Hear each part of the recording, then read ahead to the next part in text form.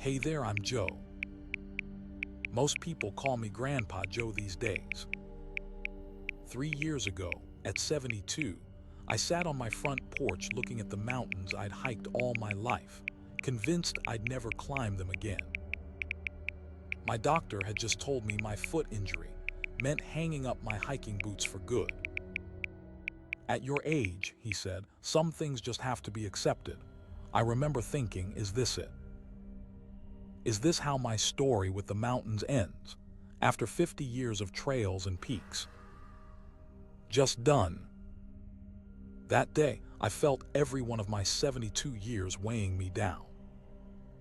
But what happened next changed everything, and it's why I'm sharing this story with you today. You know, it's funny how life works. For decades, I'd hiked those trails without a second thought. Every weekend, rain or shine, my boots would hit the dirt at sunrise. The mountains were my sanctuary, my gym, and my therapist all rolled into one. My wife used to joke that I had two marriages, one to her and one to the wilderness. Then came that fateful hike up Carson's Ridge. I'd done it 100 times before, but this time was different. About halfway up, I felt this sharp, shooting pain in my right foot, like someone had driven a nail straight through it. I managed to limp back down, thinking it was just a bad day. But it wasn't just a bad day. It was plantar fasciitis, complicated by age-related bone spurs and decades of wearing the wrong kind of boots. The doctor was clear. This isn't something we can just fix, Joe. Not at 72, those first few months were tough. Really tough. I tried to stay positive around my grandkids, but inside, I was grieving. I'd sit on that porch, staring at those peaks, feeling like I'd lost a part of myself. About 6 months into my retirement from hiking, something unexpected happened. My daughter Lisa signed me up for this senior dance class at the community center. Can you believe it? Me? Dancing. Dad, she said, you're driving Mom crazy moping around the house. Just try it once. I went just to get her off my back. Walking into that room, full of other seniors doing these gentle movements to music, I felt ridiculous. But there was this instructor there, Marlene, a firecracker in her 60s who'd been a professional dancer and had recovered from her own foot injuries. After class, she noticed me favoring my right foot. Plantar fasciitis, she asked. When I nodded, she just smiled and said, "We're gonna fix that," I laughed. My doctor says it's not fixable. Your doctor, she said, isn't a dancer. What Marlene showed me over the next few weeks changed everything. It wasn't just dance. It was targeted, low-impact exercises specifically designed to strengthen the muscles around the injury. Movements that increased flexibility without straining the damaged tissues. The problem, she explained, isn't just your foot. It's the whole chain, your ankles, calves, knees, hips, even your core. They all work together. 3 times a week, I'd shuffle into that dance studio, feeling like a fish out of water. But slowly, something started happening. The exercises were gentle enough that they didn't aggravate my injury, but effective enough that I started noticing changes. The constant pain began to ease. Not disappear completely, but become manageable. I could walk to the mailbox without wincing. I could stand in the kitchen long enough to cook dinner for my wife. One morning, about 3 months in, I realized I'd walked downstairs without holding the railing, something I hadn't been able to do since the injury. That was the moment I started to believe things might actually change. What Marlene taught me wasn't some miracle cure. It was a systematic approach to rehabilitation that nobody had bothered to explain to me before. And I want to share it with you because it worked when nothing else did. First, it was all about consistency over intensity. 5 minutes of the right exercises twice a day was better than an hour once a week. I'd do them first thing in the morning and right before bed. No excuses, no days off. Second, we focused on what Marlene called the foundations, specific exercises to strengthen my feet and ankles.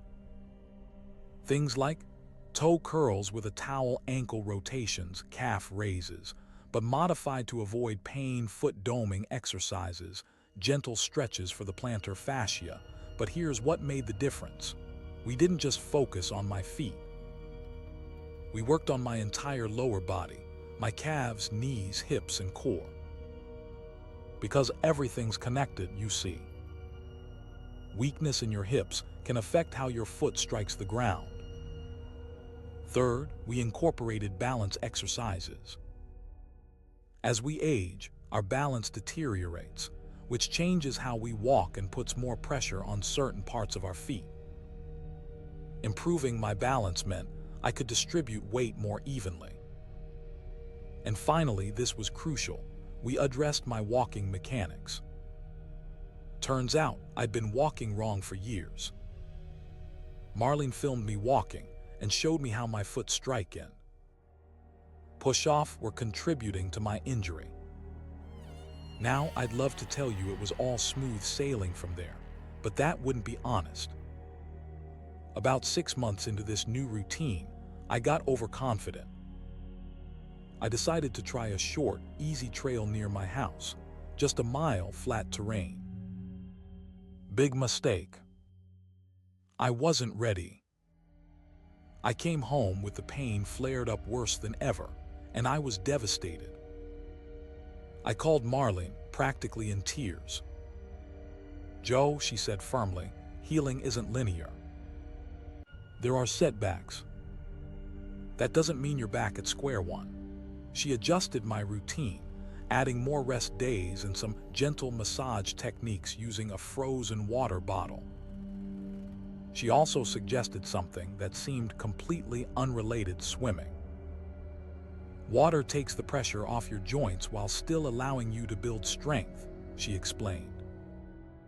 So twice a week, I started going to the senior swim at the local YMCA. In the water, I could move without pain. It was liberating. The real breakthrough came from an unexpected source. My 8-year-old granddaughter, Emma, was visiting and noticed my special exercises. Kids are curious about everything, so naturally she wanted to join in. We made it into a game. She'd count my repetitions and I'd count hers. We'd see who could hold a balanced pose longer.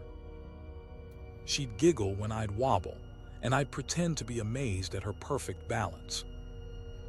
What I didn't realize was how much this was helping me. Having Emma there made me consistent. I couldn't skip a day because she wouldn't let me. And the playfulness took away the clinical feeling of rehabilitation exercises and made them fun. One evening, as we were doing our balance exercises on the back deck, Emma looked up at the mountains and asked, "Grandpa, when will your foot be better enough to take me hiking?" In that moment, something shifted in me. It wasn't just about getting back on the trails for myself anymore. It was about being able to share those mountains with Emma, like my grandfather had shared them with me. That became my new motivation. Not just recovering, but recovering enough to pass on this legacy.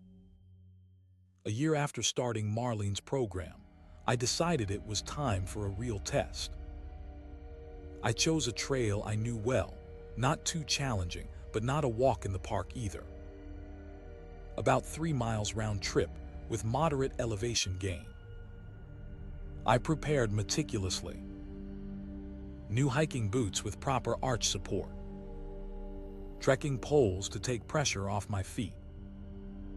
Compression socks that Marlene recommended. I even did a specific warm-up routine before getting out of the car at the trailhead. As I took those first steps on the trail, I was nervous.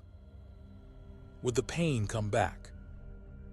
Would I have to turn around in shame? But I kept going, paying careful attention to my foot placement, using the poles, taking frequent short breaks. And you know what? I made it.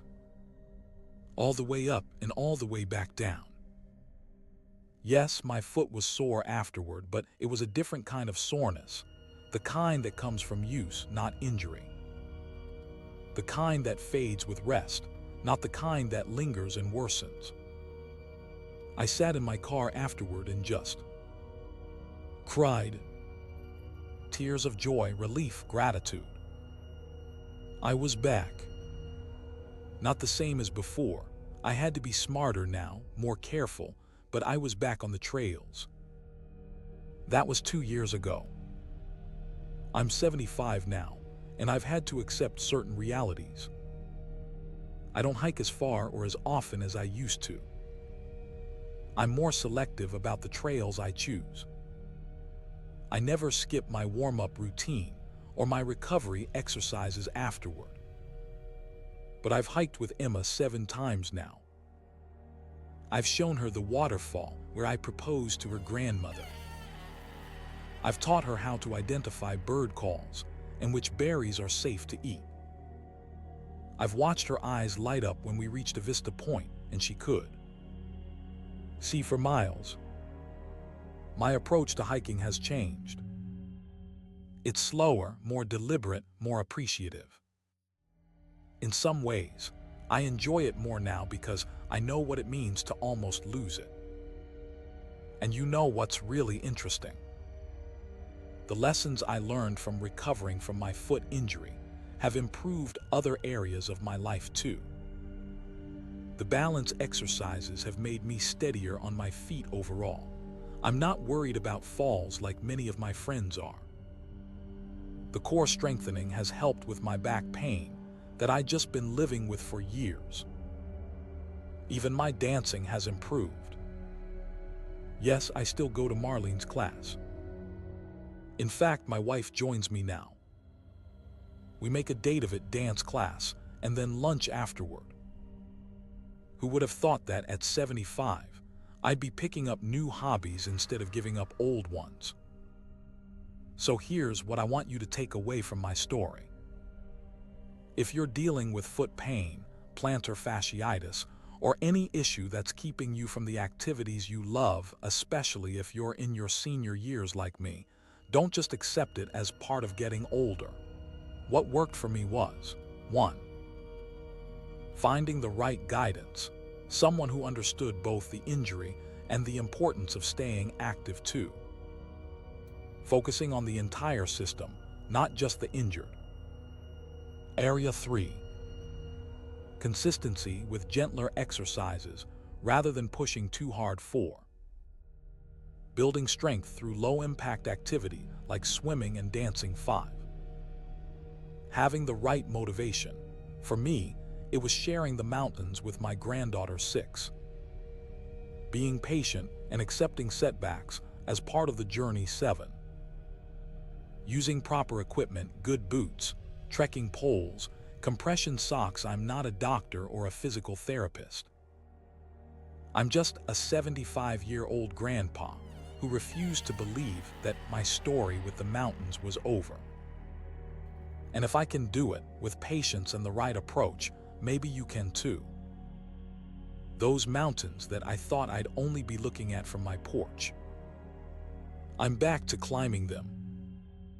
Differently than before, but maybe even with more joy because I know what it means to almost lose something you love. If you've enjoyed this story or found it helpful, consider subscribing to the Strong Legs for Life channel. We share stories like mine and practical advice for staying active as we age. And drop a comment below if you have questions about my journey or are going through something similar. I read every comment and try to respond to as many as I can. Remember, our bodies might change as we age, but our spirits don't have to. Here's to many more miles on the trail for all of us.